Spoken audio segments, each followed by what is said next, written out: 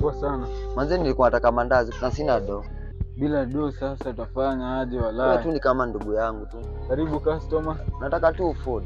Bro, nisaidie tafadhali. Bro, umeanza sasa kunisumbua bro. Aje ujinga.